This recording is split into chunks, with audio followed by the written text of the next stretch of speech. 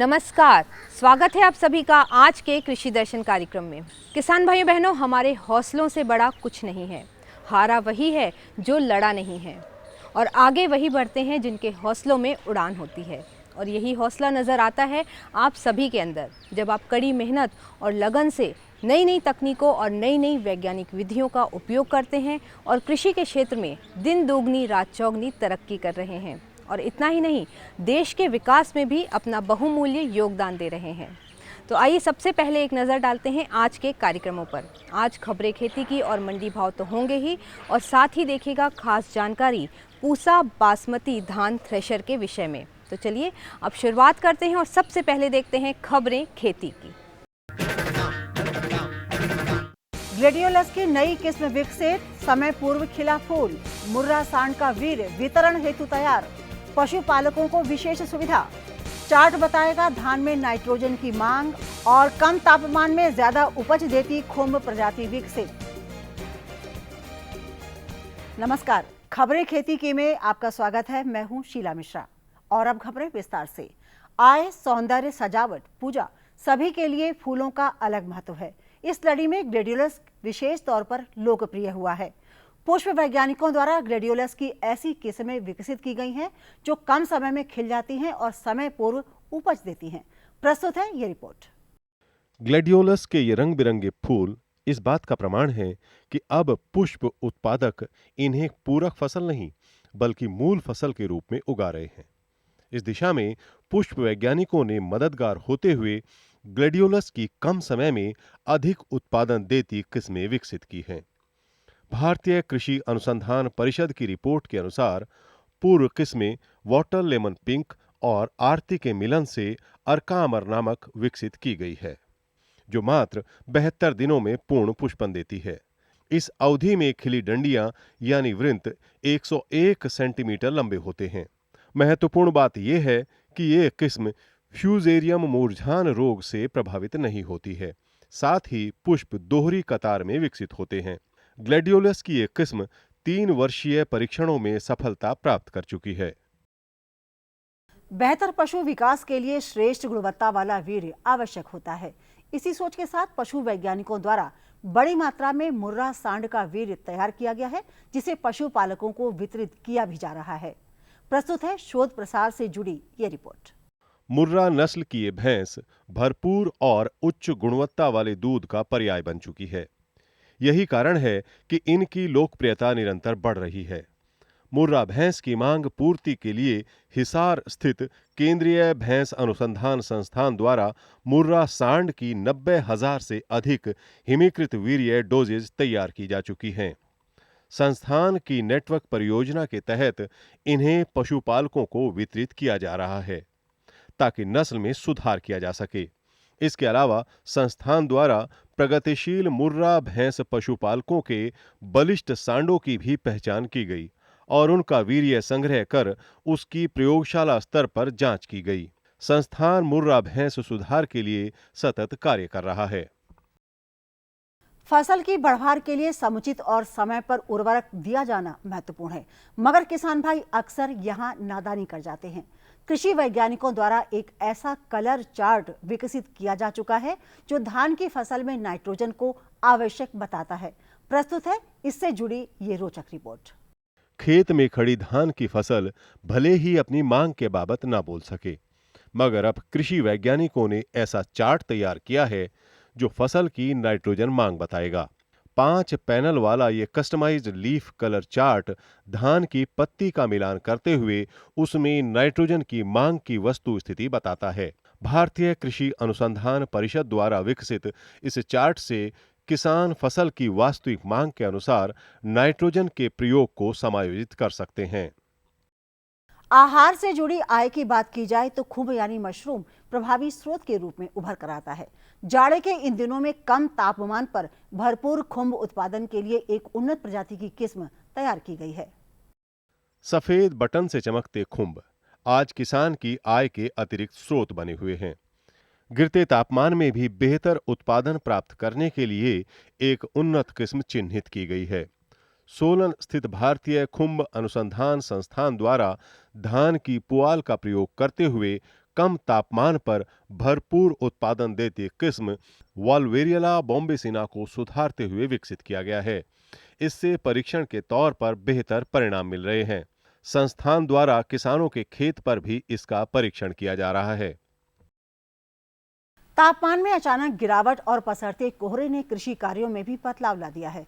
तो आइए जानते हैं कि देश के विभिन्न भागों में मौसम कैसे करवट बदल रहा है और इसके अनुसार कौन से कृषि कार्य करने चाहिए।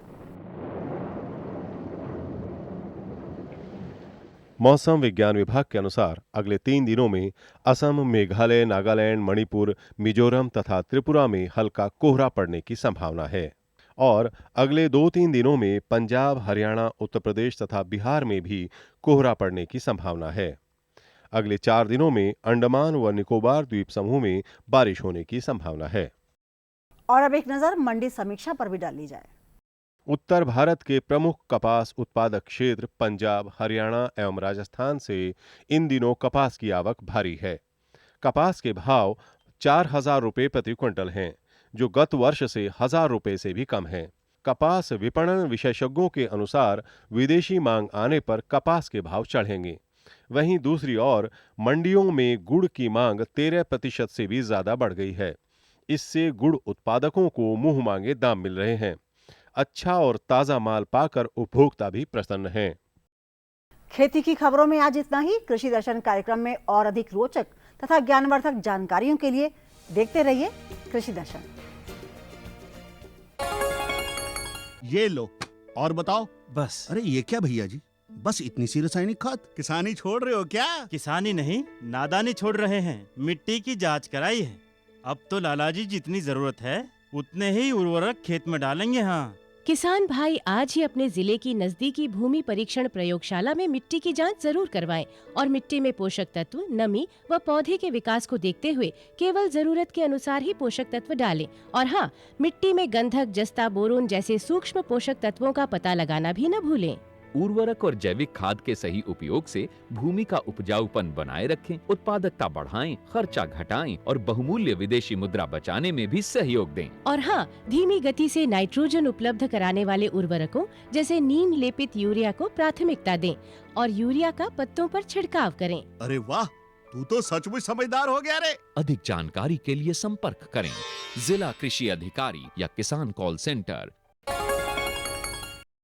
हाल ही में पूसा संस्थान और पंजाब कृषि विश्वविद्यालय लुधियाना के द्वारा एक ऐसा धान थ्रेशर तैयार किया गया है जिसमें गहाई करने से बालियों से सारे के सारे दाने निकल जाते हैं और वो भी बिना किसी टूट फूट के। धान की खेती करने वाले किसानों के लिए ये निश्चित रूप से बेहद उपयोगी होगा। ये थ्रेशर, जिसको नाम दिया गया है पूसा बासमती धान थ्रेशर, कैसे काम करता है ये थ्रेशर, आइए जानते हैं कार्यक्रम के इस भाग में।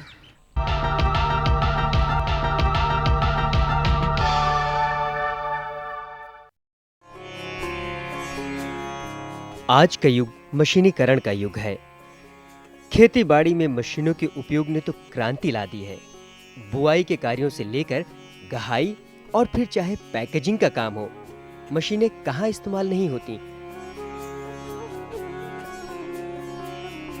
पुराने वक्त में तो ज्यादातर काम मजदूरों द्वारा हाथों से ही किया जाता था, जिसमें समय और श्रम तो ज्यादा लगते ही थे, गुणवत्ता भी प्रभावित होती थी।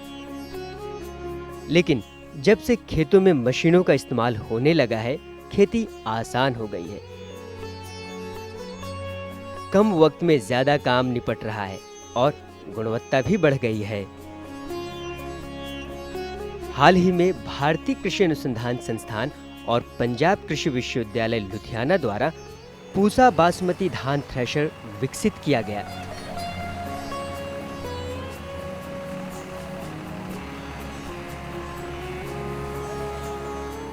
जिसे पूसा के कृषि अभियांत्रिकी विभाग के डॉक्टर जगन्नाथ प्रसाद सिन्हा के नेतृत्व में किसानों के लिए तैयार किया गया है।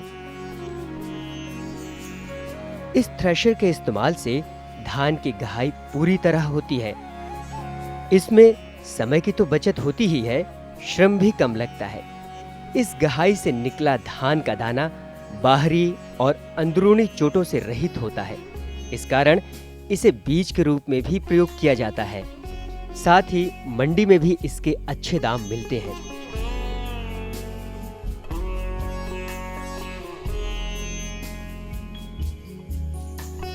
पुराने थ्रेशर के उपयोग में 4 से 5 गुना ज्यादा मजदूरी भी देनी पड़ती थी। इसकी भी इसके उपयोग से बचत होती है। नए थ्रेशर के इस्तेमाल से चावल का दाना भी पूरा निकलता है और टूट फूट भी कम होती है। आइए जानते हैं पूसा बासमती धान थ्रेशर किस प्रकार काम करता है। मैं आप लोगों को एक बासमती धान के गहाई के समस्या के बारे में अवगत कराना चाहूँगा कि बासमती धान उत्पादक किसान जो है केवल मैनुअल या आदमी द्वारा झड़ाई पर निर्भर थे। आदमी द्वारा झड़ाई में आपको बहुत शारीरिक परिश्रम करना पड़ता है। हमारे मजदूर भाई उसमें बीमार पड़ जाते हैं। तो उसकी समस्या को दूर करने के लिए और किसान भाइयों की समस्या को भी दूर करने के लिए भारतीय कृषि अनुसंधान संस्थान एवं पंजाब एग्रीकल्चर यूनिवर्सिटी दोनों मिलकर यह एक पूसा बासमती थ्रेशर बनाया है। इस पूसा बासमती थ्रेशर में यह एक खूबी है कि यह थ्रेशर आपके फील्ड तक पहुंच सकती है। इसको आप ट्रैक्टर द्वारा चला सकते हैं और ट्रैक्टर द्वारा चलाने के बाद भी इसमें कोई भी अंदरूनी चोट भी नहीं होता है, या बाहरी चोट तो होता ही नहीं है, अंदरूनी चोट भी नहीं होता है, जिसका परीक्षण हम लोगों ने बनाते समय एक्सरे द्वारा भी किया है और इसमें पाया है कि कोई भी टूट नहीं होती है। हम जैसे हमारी एक प्रजाति है PB1, उसको पंजाब और हरियाणा में मुच्छल के रूप में जानते हैं। अगर उसका औंध टूट जाता है तो व्यापारी उसको PB1 नहीं मानता है, तो इसलिए इसमें मूंछ भी नहीं टूटती है और यह एकदम बराबर ही निकलता है और बहुत कम समय में ज़्यादा खेत खाली हो सकता है। इसका एक परिणाम और भी होता है कि खरीफ फसल की कटाई के बाद जो रबी की बुआई का समय होता है उसके लिए खेत तैयारी में आसानी होती है, अच्छा समय मिल जाता है। जैसा कि हम कृषि वैज्ञानिक जानते हैं और किसान भाई भी जानते हैं कि अगर 10 दिसंबर के बाद एक दिन भी गेहूं कनक की बिजाई में देर होता है तो 20 से 30 किलो पैदावार कम होती है। अगर हम खेत खाली पहले हो जाएगा तो आप खेत सही समय पर बिजाई कर पाएंगे। अब प्रश्न उठता है कि यह थ्रेशर में खासियत क्या है। इस थ्रेशर में खासियत जो है यह एक सिलेंडर ड्रम है। यह ड्रम जो है, ड्रम का लंबाई और डाया इस तरह से ऑप्टिमाइज किया गया है कि इसमें टूटन कम होती है। दूसरा, यह एक्सियल फ्लो थ्रेशर है और तीसरा यह है कि इसकी स्पीड इस तरह से एडजस्ट की गई है कि प्लांट के पार्ट से जीरी तो निकल जाती है लेकिन जीरी के दाने पर चोट नहीं आती है। आप जैसा कि देखेंगे कि इसमें 2 झरने लगे हुए हैं जो पतले खराब चीज़ें आती हैं थ्रेशिंग के बाद वो नीचे गिर जाती हैं और हवा द्वारा वो निकाल कर फेंक दी जाती हैं और पुराली जो है थोड़ी टूट जाती है। इस थ्रेशर का यह पार्ट जो है यह फीडिंग यूनिट है, यहीं से पुराली हम डालते हैं। यह पुराली का जो अग्रभाग है ये आगे भाग अंदर जाए या पीछे भाग अंदर जाए इसमें कोई अंतर नहीं होता है, यह समान रूप से थ्रेशिंग करता है। और इसके संदर्भ में एक और चीज़ है कि इसकी जो बीटर है, बीटर के ऊपर एक नायलॉन PVC की लैमिनेशन की गई है, जिस लैमिनेशन के कारण ही यह तूड़ा थोड़ा कम टूटता है या नहीं के बराबर टूटता है। तो इससे किसान भाइयों को जो मार्केट में प्राइस मिलती है वह मानव द्वारा, आदमी के द्वारा झड़ाई की हुई के बराबर मिलती है और अंदरूनी चोट नहीं होता है। इसकी उपयोगिता के बारे में हमारे साथ एक किसान भाई प्रीतम सिंह जो उड़लाना गांव से हैं, सुनील कालरा जी हैं जो कि बिजनेस में हैं, और एक शंकर सीड से हमारे देशवाल जी हमारे साथ हैं। हम इनसे जानकारी हासिल करते हैं कि इस थ्रेशर का क्या उपयोग है, क्या फ़ायदा है, हम इनसे जानें। हमारे प्रीतम जी जो हैं एक प्रगतिशील किसान हैं। शायद इस गांव में पूरे 7,500 एकड़ लैंड है जहाँ के 6,500 एकड़ लैंड केवल कृषि उत्पादन में नहीं था और केवल यहाँ पर बासमती धान का उत्पादन होता है। तो इस तरह से आप सोच सकते हैं कि यह कितने प्रगतिशील हैं और बासमती में कितना सूझबूझ रखते हैं। अब मैं इस थ्रेशर के बारे में एक अनुभव जो 5 दिनों से चला रहे हैं प्रीतम सिंह जी, उनसे जानना चाहूँगा। डॉक्टर साहब, हमारे गांव में जैसे शुरू से बासमती का खेती होता है, तो बासमती का क्वालिटी मेंटेन करने के लिए अभी तक हमें हाथ से जड़ाई करना पड़ता था। हार्वेस्टर जो बहुत से अभी चल रहे थे, तो हार्वेस्टर से क्या हमारा क्वालिटी नहीं आ पाता था, उसमें चावल टूटना हो जाता था, व्यापारी उसका रेट नहीं लगाता था। उसमें लेबर से भी काम करने में जो काफ़ी मुशक्क़त का काम है जड़ाई करना, तो उसको थोड़ा इजी करने के लिए हमने भी सोचा थोड़ा मैकेनिकली किया जाए। तो डॉक्टर साहब से हमने संपर्क किया, तो IRI ने जो हमें ये थ्रेशर उपलब्ध करवाया है, बासमती थ्रेशर जो स्पेशली बासमती के लिए डिज़ाइन किया गया है, इससे हमने धान का गहाई कर रहे हैं तो बहुत अच्छा क्वालिटी का आ रहा है, टूटन नहीं आ रहा है, उसमें काम करने की क्षमता बढ़ गई। जो 8 से 10 लेबर मेरी 1 एकड़ में 1 एकड़ का गहाई करते थे, वहीं हम 5 से 6 एकड़ तक एक दिन में गहाई कर पा रहे हैं। चावल का क्वालिटी इसमें जो धान का ओंस है, मूछ, वो भी सेफ बच रहा है, इसमें टूटन नहीं आ रहा है, तो काम का क्षमता बढ़ गया है। जैसे कि हर चीज़ में प्रोग्रेस हो रही है, मैकेनाइजेशन आ रहा है एग्रीकल्चर में, तो वैसे भी प्रकृति भी अपने आप को चेंज करती है, उसी क्रम में हम भी कृषि को थोड़ा मैकेनाइजेशन करने के लिए सोच रहे हैं। तो ये थ्रेशर हमारे लिए बहुत अच्छा इक्विपमेंट बनाया है IRI ने, हम इसलिए IRI के आभारी हैं कि जिन्होंने हमें इतना अच्छा ये थ्रेशर दिया, काम करने की क्षमता थोड़ी बढ़ गई इसमें। तो मेरे हिसाब से इससे हमारा काम आसान होगा, किसान भाइयों को इसका लिए बहुत बहुत फ़ायदा होगा। प्रीतम जी, आपने गुणवत्ता की बात तो की, लेकिन बाज़ार में आपको बाज़ार से आर्थिक लाभ क्या हो पाएगा इससे? आर्थिक लाभ की बात, जहाँ तक डॉक्टर साहब आर्थिक लाभ की बात है, तो इससे हम काम की हमारी क्षमता बढ़ गई, हमारे लेबर की काम की क्षमता बढ़ गई। जहाँ मैंने बताया कि 8 आदमी 1 एकड़ की गहाई कर पाते थे, वहाँ हम 5 से 6 एकड़ की एक दिन में कर पा रहे हैं। दूसरी बात यह है कि जैसे दूसरे हार्वेस्टर से जैसे 7-7 कटाई होकर गहाई होती थी, उसमें थोड़ा हमारा क्वालिटी पुअर हो जाता था। इसका क्वालिटी हमारा बिल्कुल, हम जैसे हाथ से कटा हुआ है वही क्वालिटी हम इसमें मेंटेन कर पा रहे हैं। क्वालिटी बहुत अच्छा है, काम का हमारा क्षमता, उसके साथ हमारा काम का क्षमता बढ़ गया है। जब हम एक दिन में काम ज़्यादा निपटा पाएंगे तो हमें आर्थिक तौर पे भी उसका ज़्यादा फ़ायदा मिलेगा। अभी हमारे किसान भाई प्रीतम सिंह जी बता रहे थे कि बाज़ार में भी इसका बहुत ज़्यादा उपयोग हो रहा है और बाज़ार में भी यह लाभकारी है। तो एक बाज़ार से ही एक व्यक्ति जो सीड से हैं, सुनील कालरा जी, मैं उनसे जानना चाहूँगा कि क्या ये इसके द्वारा झड़ा हुआ धान जो है मानव द्वारा झाड़ा हुआ धान के बराबर है या नहीं? जो ये डॉक्टर सिन्हा ने हार्वेस्टर बनाया है, उससे मैनुअल हार्वेस्टिंग जैसा माल तैयार होता है, और कंबाइन से जो हार्वेस्टिंग होता था उसमें किसान को 400 से 500 रुपये क्विंटल का पर नुकसान होता था। जो अब ये उससे नहीं होगा, जो थ्रेशर से बनने से ये मैनुअल हार्वेस्टिंग और उससे अपना बिल्कुल सेम है, और काम का भी प्रेशर कम हो जाता है इससे। फिर इसके बाद हम देशपाल जी से जानना चाहूँगा कि क्या यह इसके द्वारा झड़ा हुआ धान बीज के रूप में उपयोग हो सकता है या नहीं? डॉक्टर साहब, जिस फसल को हम कंबाइन से हार्वेस्टिंग करके और बीज के रूप में उपयोग करते थे ना, वो फसल मशीन से हार्वेस्टिंग की हुई बीज में नहीं कामयाब होती थी, क्योंकि उसमें चावल की टूट बहुत ज़्यादा होती थी और बीज के रूप में कामयाब नहीं होती थी। जो आपने ये थ्रेशर डेवलप किया पूसा बासमती का, इससे हार्वेस्टिंग करने में जैसे हाथ से हम कटाई करके गुहाई करते थे, उसी सेम प्रोसेस में इससे हार्वेस्टिंग करके उस फसल को हम बीज के रूप में उपयोग कर सकते हैं। और एक ये जो थ्रेशर है, इसका बीज जो सेम हाथ की गुहाई से क्वालिटी वाइज और प्राइस वाइज, मतलब मंडी में जिस रेट से ये प्राइस वाइज बिकता था, इस थ्रेशर से सेम रेट मंडी में इसका मिलता है। हार्वेस्टिंग से 400-500 रुपये क्विंटल मंडी में रेट कंबाइन वाली फसल का रेट कम मिलता था।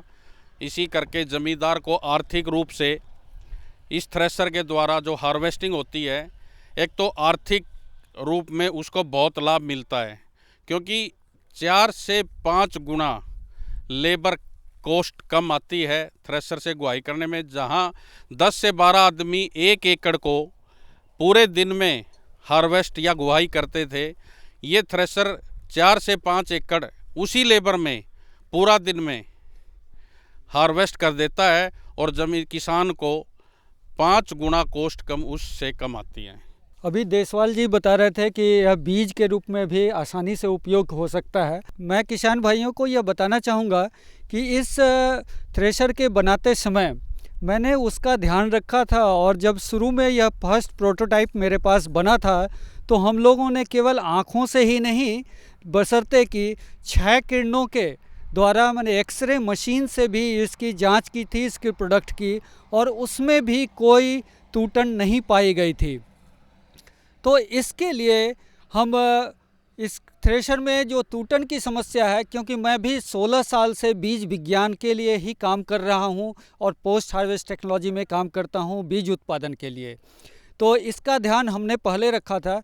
लेकिन एक मैं क्वेश्चन फिर से पूछना चाहूँगा हमारे किसान भाई प्रीतम जी से, क्योंकि इसमें गहाई के दौरान जो पुराली निकलती है वो बहुत टूटी हुई निकलती है। कुछ किसान भाई कहते हैं कि यह पुराली बेकार हो जाएगी, तो हम जानना चाहेंगे कि ये इन्होंने लगभग 20 एकड़ का इससे थ्रेशिंग किया है, क्या करेंगे इस पुराली का, टूटी हुई पुराली का? सब ये जो आप देख रहे हैं कि धान का स्ट्रा जिसको पुआल बोलते हैं, ये भी हमारा काम में आ रहा है कि इसको चॉपर मशीन से काट के कुछ कागज़ मिल वाले, पेपर मिल वाले ले जा रहे हैं, कुछ पशुओं को खिलाने के लिए इसको यूज कर रहे हैं, तो ये भी हमारा बिक रहा है।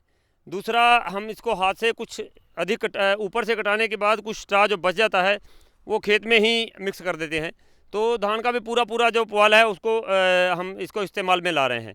जैसे कि हार्वेस्टर से जब कटाई होती थी, कंबाइन हार्वेस्टर से तो पूरे खेत में फैला देता था, उसको इकट्ठा करना पॉसिबल नहीं होता था।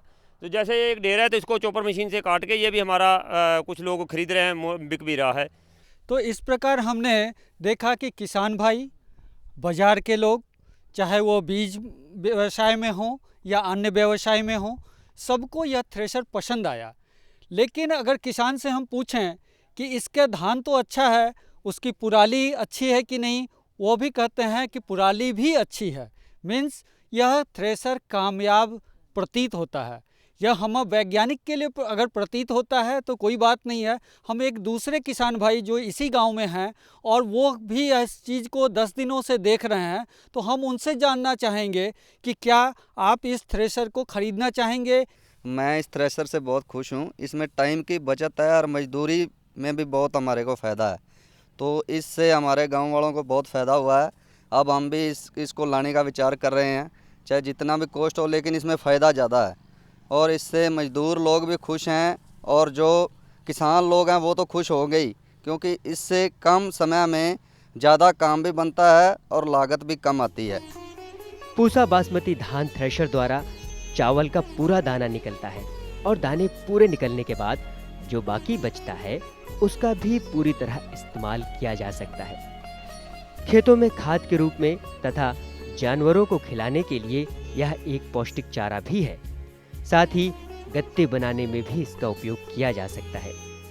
इस बासमती धान थ्रेशर के इस्तेमाल से बासमती के उत्तम गुणवत्ता युक्त बीज तो प्राप्त होंगे ही, साथ ही मात्रा के लिहाज से भी ज्यादा धान प्राप्त होगा, जो न केवल ज्यादा मुनाफा देगा बल्कि समय और श्रम की भी बचत करेगा।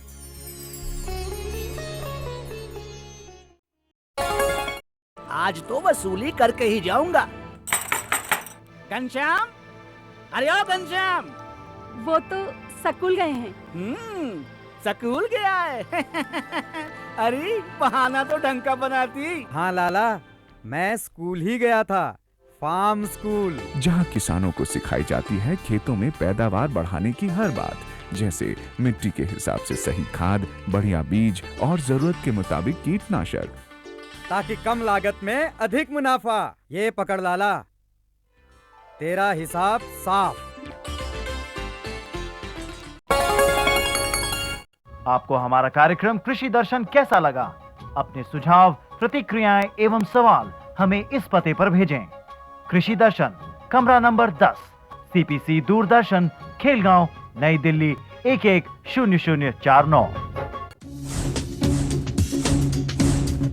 जुड़िए हमारे साथ ट्विटर पर twitter.com/कृषिदर्शन-DD, फेसबुक पर facebook.com/कृषिदर्शन-DD और देखिए कृषि दर्शन अब YouTube पर भी youtube.com/user/कृषि-दर्शन-dd। भेजें हमें मेल कृषिदर्शन-dd@gmail.com पर। किसान भाइयों बहनों, आज के कार्यक्रम में दिखाई गई जानकारियां हमें उम्मीद है कि आपको ज़रूर पसंद आई होंगी और आप पत्र ही नहीं बल्कि ईमेल के ज़रिए भी अपनी प्रतिक्रियाएं हम तक ज़रूर भेजेंगे। अगले कार्यक्रम में कुछ और नई जानकारियों के साथ आपसे फिर मुलाकात होगी। तब तक के लिए हमें अनुमति दीजिए। आपका आज का दिन शुभ हो, मंगलमय हो। इसी के साथ नमस्कार।